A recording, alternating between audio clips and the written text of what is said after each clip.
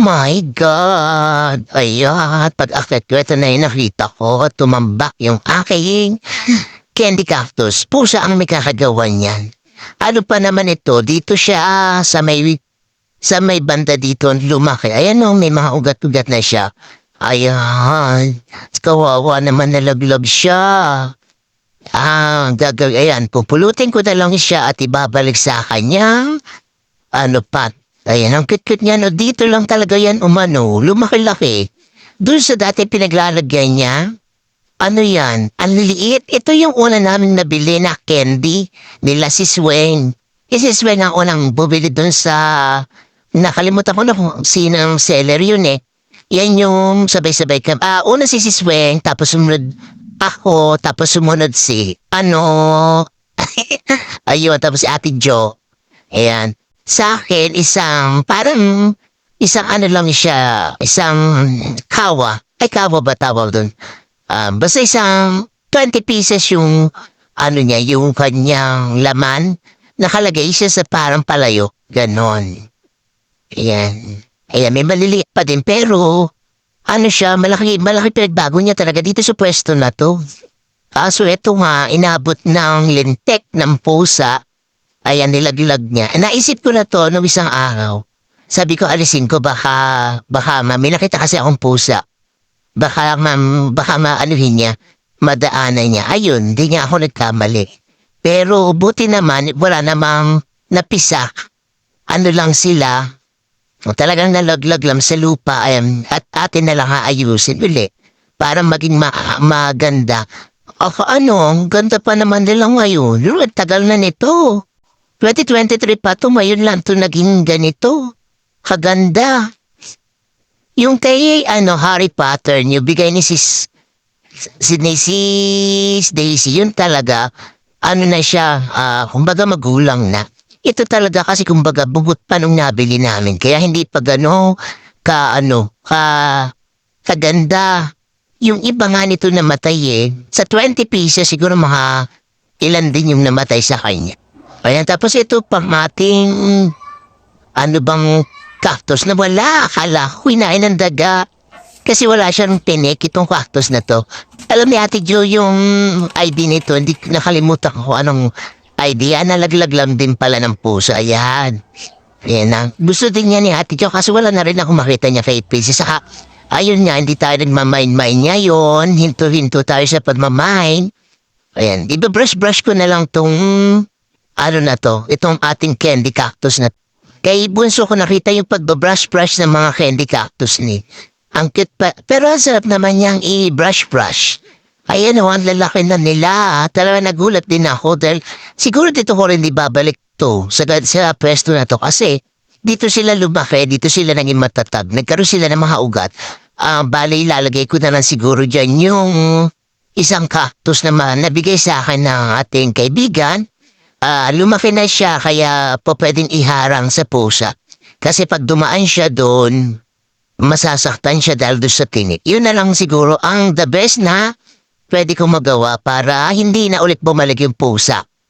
At sana hindi naman sana tumagtampo, kawawa naman. Baka mamaya biglang magsitampo na ko po, kawawa naman ako.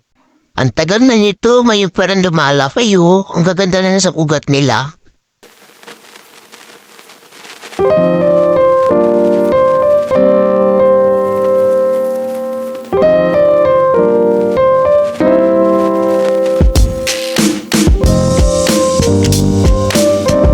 Nabrush ko na sila at akin na silang ibabalik dito sa pot nila.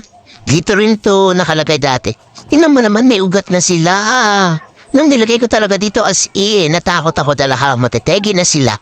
Kasi nanunuyot dahil sa init ng araw. Kaya dito ko sa kabila na to inilagay. Tapos eto nagulat ako. Ang gaganda na nila. Ayan. Babalik ko na lang sila doon. Para naman mas tumibay pa sila. Kasi kaya inakit ng pusa kasi hindi na ako gano'n doon. Sa gabi, hindi na ako madalas. Kumbaga, magkaroon ng oras. Ayun, gumugora ako sa garden, naglilinis. Pero pagka hindi na ganun kaladalas. And, hindi gaya noon na talaga namang hindi po pwede magkaroon ng pusa dahil nakikita nila ako. Takot sa akin ng pusa. Tsaka may wais kami. Si wais, dito rin nagpipirmi sa kala nanay. Dito rin sa kay nanay ko nagpipirmi sila wais. Kasi malamig dito. Yung sa bahay ng pamangkin ko. Kasi hindi po pwede si nanay na ay yung pinagalingan niya kasi super init. Kaya hindi na siya dun idinir. No. Ayan yung aming Reyna Elena. Ayan. Umikot sila. Dapat nga, di ba ako yung magra-Reyna Elena? Okay lang kasi mami ng apopuan ko ang pumalit sa akin kasi nga hindi naman tayo pwede dahil na meron tayong mas mahalagang kailang pag-ubusan ng pera. Ayan na. At saka kung ako yan, hindi naman ganyan kadanda yung damit na isusuot ko. Ang mahal daw ng, hindi ko alam mo, Arkila yan o bili na. Nagkakahalaga siya na ng 30K daw. Kaya para siyang, dress gown ni, sino ba artista yun sino ba yun?